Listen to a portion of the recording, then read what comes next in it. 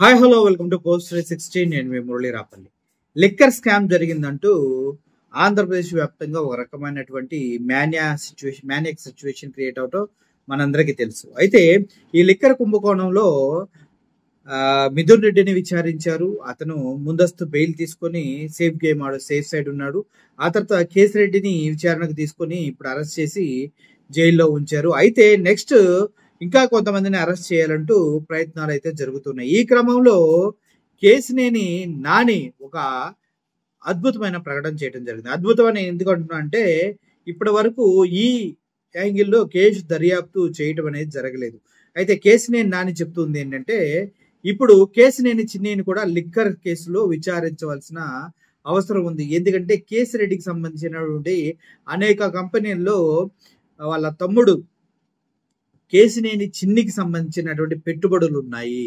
వారు ఆ పెట్టుబడులు పెట్టడం కోసం చాలా డబ్బులు వెచ్చించారు. అంతేకాదు ఇప్పుడు ఏవైతే డబ్బులు కేసిరెడ్డి సంపాదించాడు అంటూ ఉన్నారో ఆ డబ్బుల్ని హవాలా పద్ధతిలో విదేశాల్లో పెట్టుబడులుగా పెట్టారు. కాబట్టి కేసినేని చిన్నిని కూడా విచారించాలంటూ కేసినేని నాని ఇప్పుడు గట్టిగా మీడియా ముందు చెప్పడం జరిగింది. మనీ లాండరింగ్ ద్వారా డబ్బు మొత్తాన్ని విదేశాలకు తీసుకెళ్లారు. ఇందులో కేసినేని చిన్ని కూడా లిక్కర్ సిండికేట్, లిక్కర్ కుంభకోణాల్లో ప్రధాన నిందితుడిగా ఉన్నారు. లిక్కర్ స్కామ్ లో చిన్నిని విచారించవలసిన అవసరం ఎంతైనా ఉంది.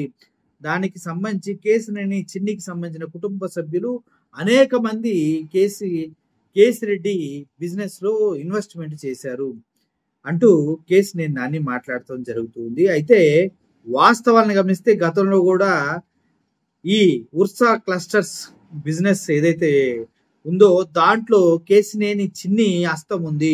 ఉర్సా క్లస్టర్స్ అనే కంపెనీ ఫేక్ కంపెనీ, దాన్ని క్రియేట్ చేసిందే కేసినేని చిన్ని అంటూ కేసినేని నాని మాట్లాడటం కూడా జరిగింది. ఎందుకంటే అక్రమంగా 60 ఎకరాలు ఇచ్చి కేవలం 2 నెలల వయసు కలిగినటువంటి కంపెనీకి ఇన్వెస్ట్మెంట్ కనీసం 10 లక్షలు కూడా చేయనటువంటి కంపెనీకి 33,000 కోట్ల రూపాయలని భూముల్ని వైజాగ్ లో దోచిపెట్టడం కనుక అసలు కథ ఏంటంటే ఇదే. కేసినేని చిన్ని అక్రమ దందాలు చేస్తూ ఉన్నాడు.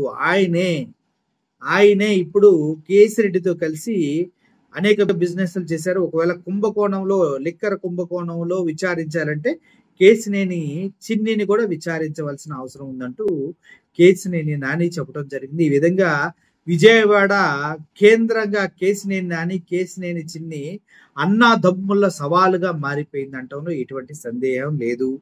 కేసినేని నాని చేసే వ్యాఖ్యలు ఎంతవరకు నిజమనేది తెలీదు. కానీ కేసినేని చిన్ని ప్రతిసారి కేసినేని నాని ఎదుర్కోలేక డీలా పడిపోతూ ఉన్నారన్నది మాత్రం వాస్తవం. చూద్దాం ఏం జరుగుతుందో.